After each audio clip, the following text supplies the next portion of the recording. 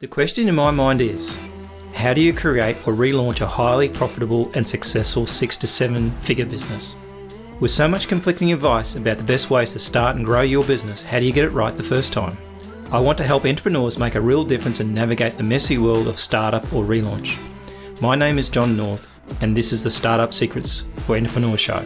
Join me today when we dig deep with our guests and get you the best blueprint so you can fast track your own business. This episode is sponsored by Evolvepreneur.app, your all-in-one online business system. Make sure you subscribe for future episodes at startupsecrets.show right now. So let's get into today's episode.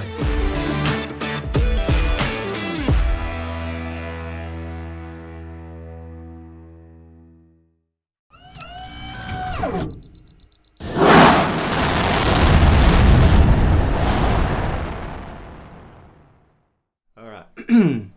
You're listening to the Startup Secrets Show for Entrepreneurs, and I'm your host, John North. My mission is to help entrepreneurs make a difference and navigate the messy world of startups and relaunch. My very special guest today is Anthony Taylor, who's the managing partner and founder of a Vancouver-based business called SME Strategy. So welcome, Anthony, to the show. How you doing, John? Great to be here. Cool. All right, so let's just dig in your bio a little bit, because it's quite interesting. We've had a bit of a chat before. So you basically... let me see, you got been in the university, let's say you had a restaurant, by the looks of it.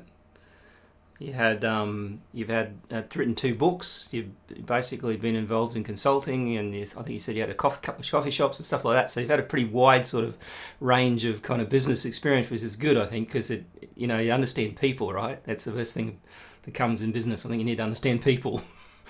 Absolutely. Well, one of my jobs before I was full-time in my consulting business was I was a waiter, not a career waiter, but a waiter in fancy restaurants and bars. So I get to see a lot of people, and believe it or not, my job now is centered around people, listening to them, hearing them, trying to figure out where they want to go. So it's fun. The only problem I think sometimes with people is they don't really know what they want, right? So you're sort of like thinking, I'll ask them what they want, but they don't actually know what they want. Well, that's why I'm in business. I help people figure out where they want to go and how to get there. So it's a good gig. Yeah, sounds good.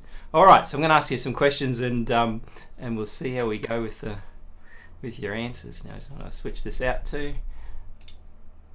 Okay, cool. All right, so how did you get started in being an entrepreneur? So I think in some respects, I don't know whether entrepreneurs are born, but I certainly assume they formed, right? And most of the time I talk to an entrepreneur, they usually got it in by accident. Like they basically, suddenly they were doing like you probably start as a waiter, and when you're a waiter, you never thought you're going to be an entrepreneur, right? Well, my first foray into entrepreneurship was selling like Kool-Aid at a bus stop next to my house. Right. So when people would get off at the bus, then I would sell Kool-Aid.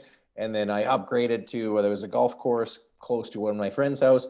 And by the 15th hole, there was like a fence. And so like just on one side of the fence was the 15th hole. On the other side of the fence, my friend and I were pouring pop by the glass for like 50 cents. And so not that we were like sort of struggling by any means, but I just appreciated just, being able to buy my own stuff. I had a newspaper route at 9. My first job was at 14. I had 2 jobs by 16. And then I just knew I wanted to do my own thing. So that's sort of what got me started on the journey.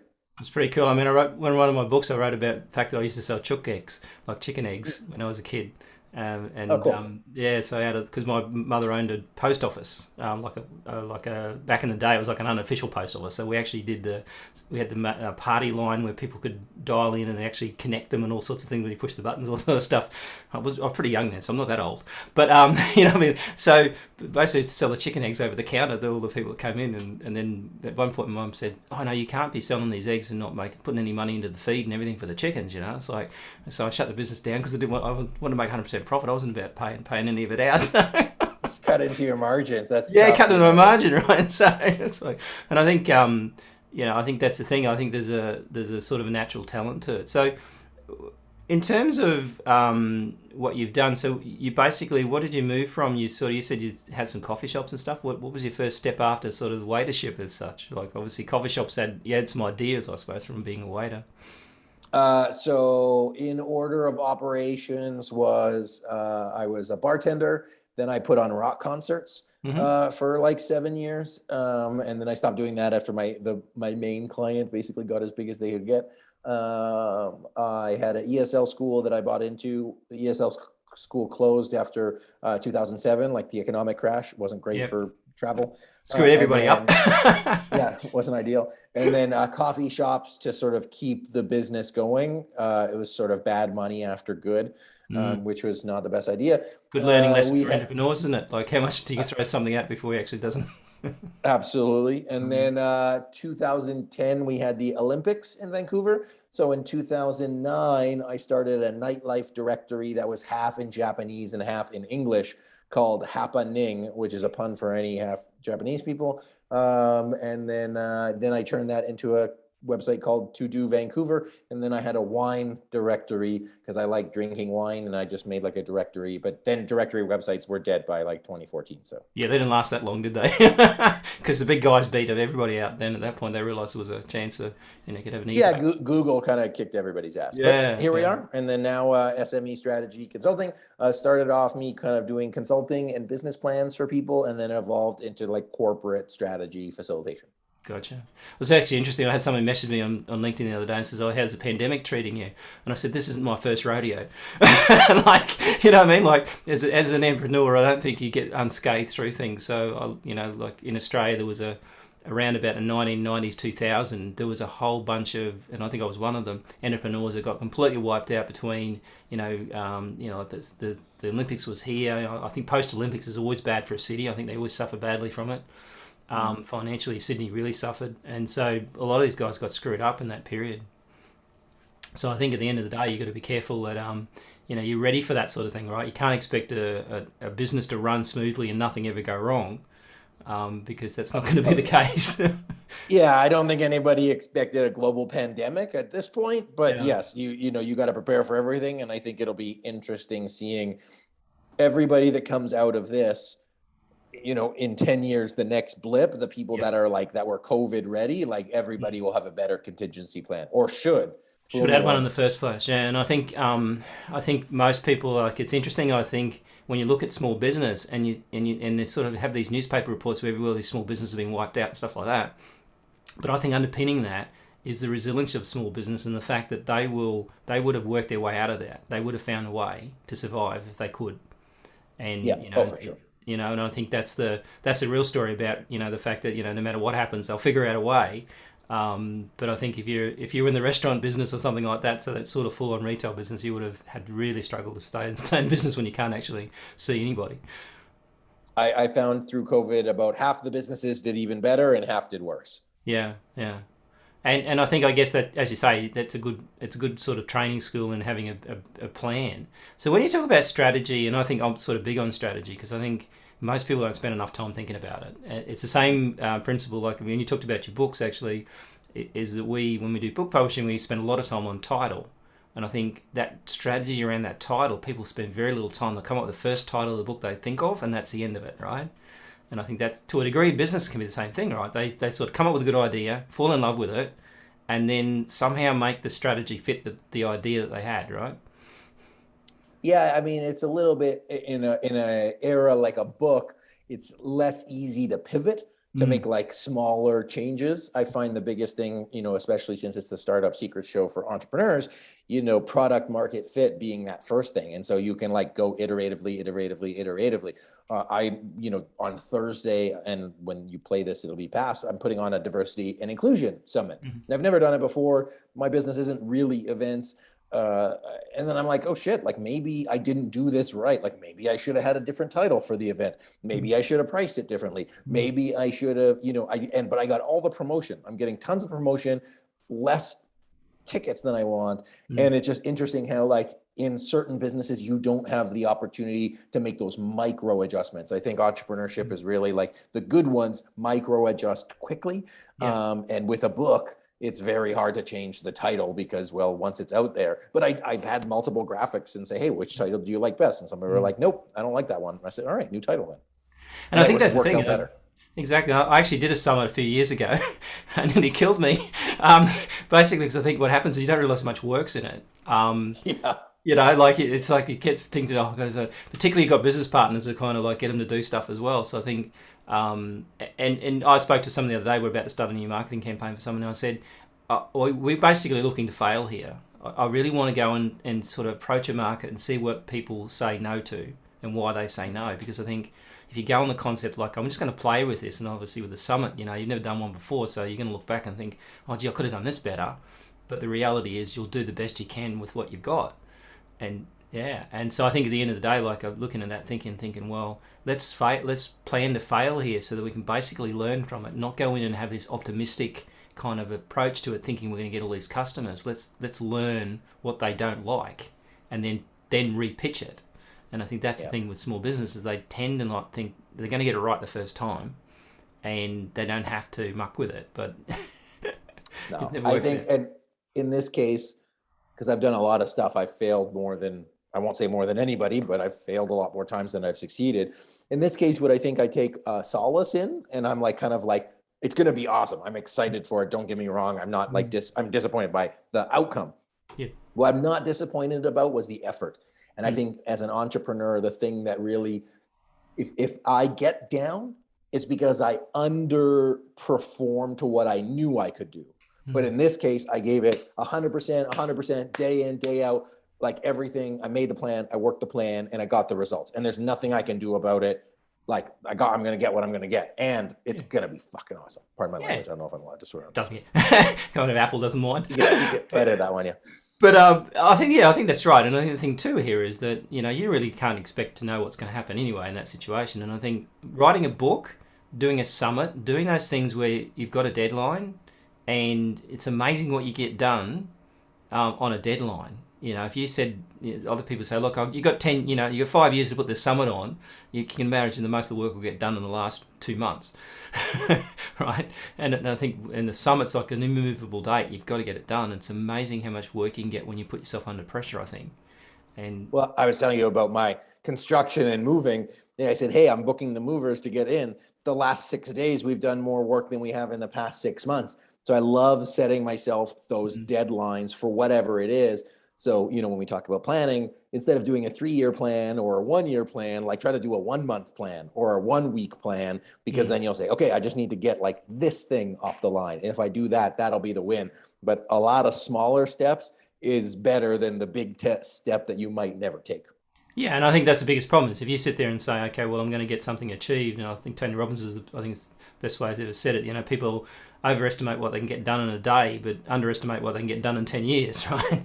And I think that's the danger is that, day by day, if you're not getting towards it, and the nice thing about having a deadline is you've got to get there. You've got no choice unless it doesn't show up. So what's the best piece of advice you've probably ever given in terms of let's say, strategy and what you're doing now? Best piece I've ever given. My goodness. Yeah. I've given a wealth of good advice. Probably didn't take it, did they? Sometimes you think free advice is worth every cent sometimes. That's why I charge a good amount. What would I say? I think the biggest thing that I would tell people, love what you do. I think that's critical, because if you don't love what you do, the work is going to be a lot harder, whether that means your career or whether that means a job or whether that means a volunteer thing or whether that means like try to love what you do and recognize it's a choice. But ultimately, when we talk strategy is about get really clear about where you're going. If you don't know where you're going, how are you ever going to get there? So, for the young entrepreneurs here, like where do you want to be in 5-10 years? I'm in the middle of a 20-year strategic plan. That's where my head is at. I said, I'm going to go to school. I'm going to be a bartender because I like being bartenders. And then I said, okay, then I'm going to have a consulting business because you can get paid good money there. But when I started my business, I said 20-year plan. So I'm not fussed because things aren't happening tomorrow or the next day because it takes 20 years. I'll come back on the show in 10 years and you can say, Anthony, how's your plan going? And I'll tell you if it worked out or not. But be clear about where you want to go, I think is the number one. And how you like what it means to get there. Everything else, the how will fall into place as long as you're clear about where you're going and what it means to succeed there. Yeah, and I think that I used to say to a lot of business people, so if you don't have a plan, then who's got the plan, and have they even included you in that plan, right? And so if you don't have a plan, then often you're stuck with someone else's plan, and I think that happens particularly in as an employee-based scenario where people work for years and they think the owner's got a plan for them, but they don't. And so I think at the end of the day you've got to be careful, and I think as you get older too, you realise that time is important. but more important is the maximization of what happens in that time than anything. Yeah, absolutely.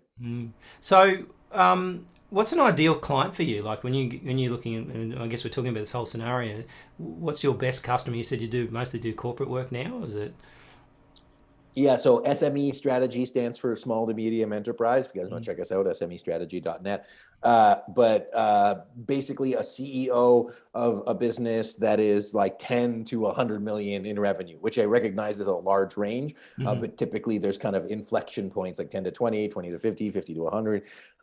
And they are entrepreneurial. They are people driven. They want to create like a legacy. They want to grow their business. They're coachable, and they see strategy as optimal.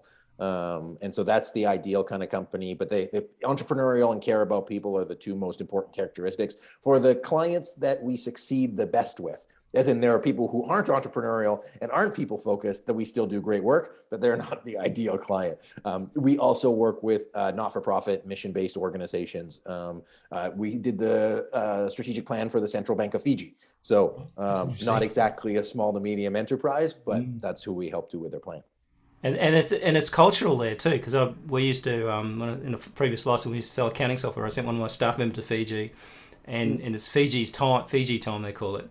And basically things don't move fast, right? And it's like, whoa, yeah. Culturally, I mean, I'm a pretty, as a facilitator who leads meetings, I'm like, okay, try to get everything down as tight as possible. But shout out RBF. I hope you guys are awesome. But yes, no, it was an amazing experience. The people there were incredible. But yes, there's diverse people that we work with all over the world, and they all fundamentally have the same challenge, which is no different than an entrepreneur's challenge. Exactly. They just have it at a different scale. Yeah. Well, I think entrepreneur's just a matter of zeros, right? Depending on the size of business, it's just zero. So it's like the same problem. Just more zeros on the end of the problem. Yep. I like to probably think I should check out what the heart disease rate's like in Fiji, because I reckon if stress is a motivator for heart disease, I reckon those guys have got it nailed, because they never get stressed. Oh yeah, I mean, why would you? It's beautiful out there. But yes, if you're on, and that's probably it. It's another interesting lesson that my COO talks to me about, and he says that your deadlines are self-imposed. For the most part, with the exception of the stuff that you say, hey, you're going to deliver to a client, which you kind of self-impose anyway. Everything else is self-imposed. So why beat yourself up over it? Like you're in control. So you can set those deadlines for yourself. But I stress, the person who stresses me out the most is me, because I try to hold myself at a high level. And if I don't do something, then I beat myself up, which is not always great. And I think that I always used to say, like, and I don't know if this might be from Tony Robbins, I don't know, but I used to say, like, whatever you say to yourself when you're alone is the worst dangerous things. Right? And so that self-talk is really can destroy yourself. Yeah, it's that whole thinking thing. I saw anxiety is a conspiracy theory about yourself. Yeah, true. And what other people think about is none of your business anyway, right? Their lives are so screwed up that they don't even worry about you. That's a lesson that I tried to take in early, is that you worry what people are judging. Their lives are so messed up that 2 seconds later they forgot about you. But you're the one who's going to mess yourself up more than anybody else. So forget, and that's the nice word of saying everybody else, and just focus on yourself. Do you want simple and effective ways to get started that don't cost a fortune in time and money?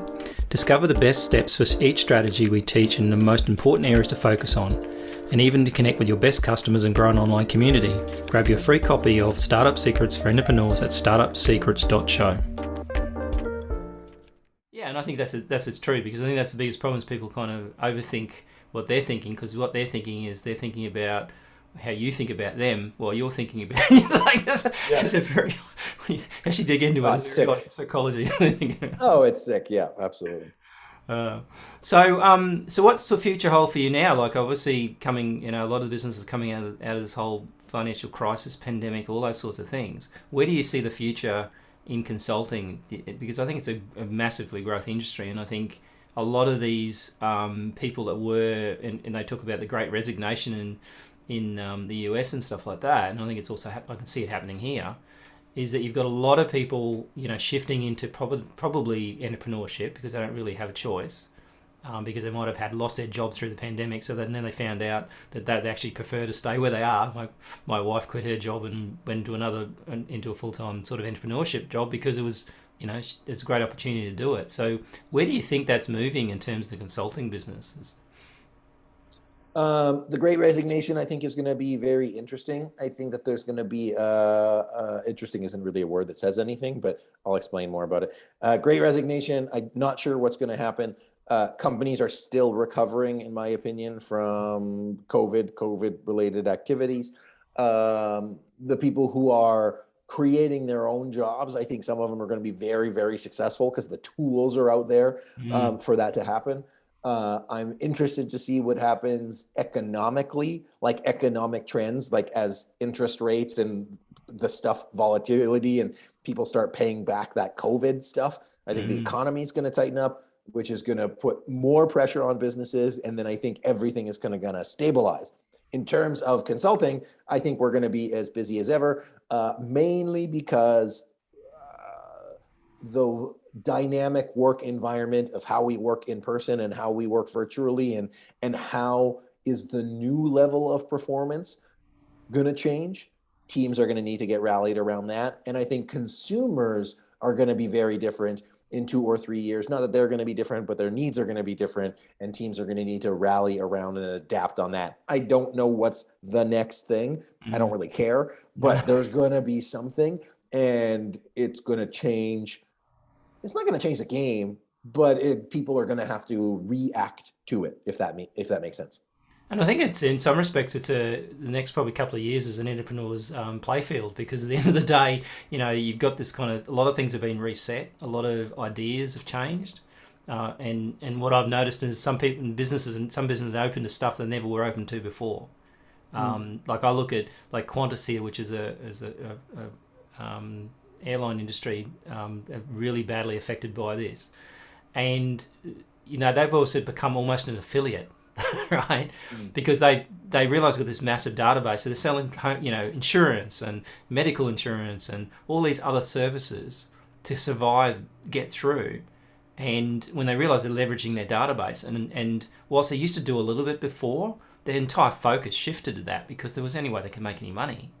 And so now they're open to those partnerships they probably weren't open to before. So I think in some cases these corporates are more open to stuff than they were ever before. So for a small business to kind of leverage that, I think that's an interesting world. Yeah, I think they've said, or it is true, I believe. I think the Mandarin word for crisis is the same as opportunity. And that, like, as you go and when your back is against the wall, like, you will try anything. And so there's all of those opportunities there, and then the disruption in the market, and then this, what's called, not centralization, but businesses buying other businesses, that's going to happen. But around the entrepreneur world, the barrier to entry is so low. Like, you have people on YouTube and TikTok, the course world has always been there, but people selling stuff on YouTube, TikTok, OnlyFans, there's a whole whack of wealth being created. I just don't know where all the money's coming from. But that's you got to wonder, right? Like New South Wales opened back up again just like a week ago, and within a week the shopping centre's full and people are spending money. And you think, where's this money coming from? Didn't they all lose their job? And well, they want to spend money. Like, they haven't been able to spend money for 7 months, and it's like, well, where did people put that money? But yeah, I'm with you. Yeah, and so they actually want, yeah, exactly. So there's a pent-up demand to sort of have that money spent, and I think that's the challenge, is that perception is not necessarily reality. So yeah. So in terms, let's talk a little bit about your books that you wrote, because we didn't really get into it. So what were they called again? Like you did tell me before, but so one is called "I Wish I Knew." Entrepreneurships I made the hard way, or entrepreneurship mistakes I learned the hard way, so you don't have to. Longest byline ever. That's one of my. I got a long book title like that I could never remember. So that's good work to have a stuff. That's what the first one is supposed to be. So alignment, which is the left brain, creative, and then the subtitle is the right brain. It's very specific. Oh no, what did I say? I Wish I Knew. Oh yeah, I Wish I Knew is my first book. The second one is called Alignment, How to Get Your People, Strategy, and Culture on the Same Page. So first one is on entrepreneurships, all the things I messed up. The second one is on strategic planning and the process we follow to align teams and get people on the same page. And I think that's an interesting thought I sort of thought about before was that I think the biggest problems in business right now is that in the fact that this great resignation really signifies the fact that the business owner hasn't been looking after their staff and what they want.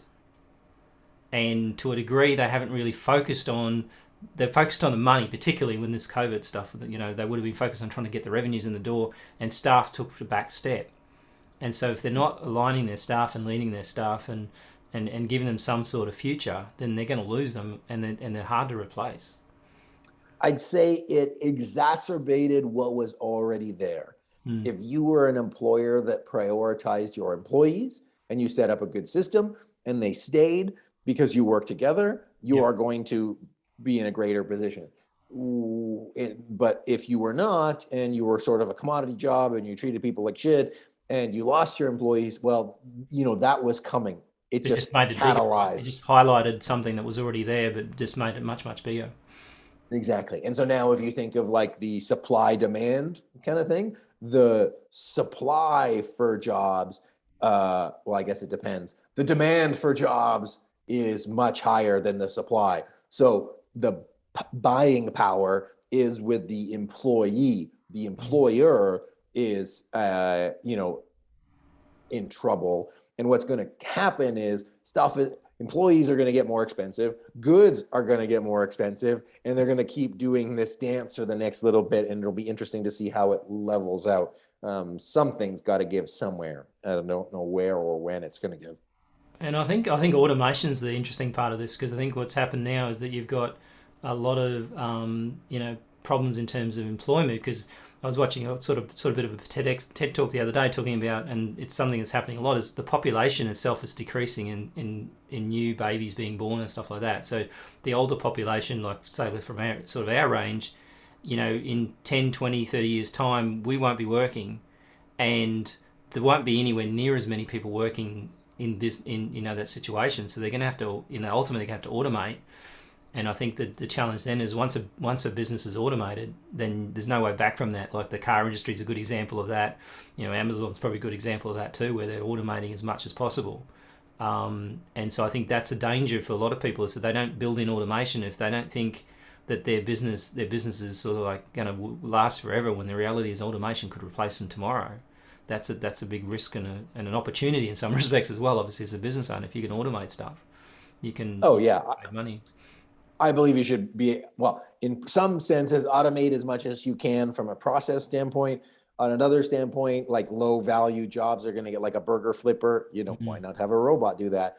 And then the challenge for young people is, are you building skills to be successful in the future economy, not just today's economy? Yes. And then, you know, I have no idea what's going to happen in 20 years. If you give me more time, I'd be able to think it out. I think it out, yeah. And I think most of the time it's obvious though when you're looking around. Like when you start looking around at businesses and you realise what they're doing, I think it's obvious where it's going. And then the biggest down problem is if you don't have that skill set, you're gonna have trouble getting another job, because you know you have to almost retrain. Again, I was reading this book about it. Said that they reckon that in the next 50 years that people will have to completely retrain every 10 years for a completely different job. So they might move from being a car mechanic to a drone engineer or something like that, because they're going to have to go completely to another job and they have to reskill and start all over again. And I think the really nice thing about entrepreneurship is that you get to set your own, you know, playing field. You can do whatever you like, change it. You know, if your business wants to take a whole new direction, that's no problem. It's what happens inside your own business. You can just change it. I think that's as long as you're willing to change it, because some Yes. people are, you know, and then the automation thing is, again, a tool that human beings will leverage. Hopefully robots won't fully outsource human beings in our lifetime. But yes, the retraining thing. I mean, there's a lot of people who are like, hey, like older people, if you're not internet savvy, if you're not Zoom savvy, unfortunately, it's a tough world. And I try to be empathetic to people who are in a position where they need to be retrained, or they don't have those skills that for somebody in my generation who grew up with and without the internet, that like it came naturally. But you know, it's going to be interesting for the next couple groups of people. And I think the biggest problem there is that you've got a situation where, you know, like we treat technology, we call it technology because it was invented in our lifetime, but the reality is that younger generation is just stuff, right? They're not scared of it, and I think, you get a lot of people say to you, oh, I don't handle technology, can't do it, don't understand. I was thinking, well, that's really just kind of a cop out to a degree. If you really wanted to know, you would. Doesn't mean you have to be great at it, but I think at the end of the day, I think one of the wise employee used to have sales guys to say, he said, only dead people can't. And I think, at the end of the day, you can do it, and you see that older generation, and I think that older generation has the time to learn that stuff, as opposed to people who've got a job and like an older person, like my father-in-law, he was, he didn't really know much about computers, but he was in his 80s, and he did spend a lot of time on it because he had time. Yeah. Right? Well, and the willingness. If you're unwilling, it doesn't matter how much time you have, which applies whether you're 20 or 80. Yeah, exactly. You could be 20 and unwilling. You could be 80 and willing, and the same with any entrepreneur. The stubborn ones are the ones that die because they're not willing to change. Example I use in planning is, Blockbuster and Netflix were in the same business. Blockbuster was resistant to technology. Netflix was not. Well, you know what happens. So the future is for those who created. I'm sure that's a quote by somebody that wasn't me. We'll see what happens. I am contemplating TikTok for my business because the algorithm is so good. I don't have to like it, but as a tool, I'm like, damn, I'm going to get, I could get in front of hundreds of millions of people, real easy. They're right there. Yeah, and I mean, that's the challenge. At the end of the day, I think you've got to look at this sort of stuff as a tool, not don't fall in love with it, because you could end up, getting really stuffed up because you're starting to, you're thinking about the good stuff, and you look at, hey, that's a great tool for communication. It's actually interesting with Blockbuster and Netflix. Apparently, Blockbuster in the 11th hour, when Netflix they just about finished Netflix off, Blockbuster decided to go back into retail and shut down their website and focus back on retail in the death. They almost finished Netflix off. Netflix was just about out the back door, and then at the last minute they put on a new CEO that switched back to retail. He thought that was the future, and that's what turned the tables on Netflix, so they can actually get back on track. So famous last words. Yeah, and so I think because the guy was in retail and that's what he knew, so that's what he stuck with. So I think So I really appreciate your time. I think we could probably talk hours on strategy and ideas, but I think to me the lesson here is that you've got to be open for opportunity and look around, and then kind of figure out a way that you could take part of that in a more strategic way. And I think the more thinking time you spend on stuff is better for you than anything in small business. I think that's the biggest commodity that people think is, I don't have time, but it's time well spent. One of the things, just as we finish up, thank you, by the way, it's been awesome chatting, and talking about the method, and where I'd invite your listeners to look is the outcome.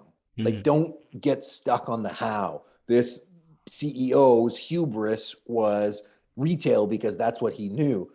And maybe that was, maybe he could have been right saying, hey, the how is we want to become a big retail chain. Well, that was just not a good bet. And that was the choice they made. But don't get stuck on the method and focus on the outcome. If you're outcome focused, you'll have better results. You'll be more creative in your problem solving because you're not going to get stuck in the mud. You're going to look up and say, hey, there's a million ways on how I can do this. What is the what? Why am I doing it in the first place? I think that's very important. Yeah. So, if someone wants to get hold of you, I think SME, SMEstrategy.net.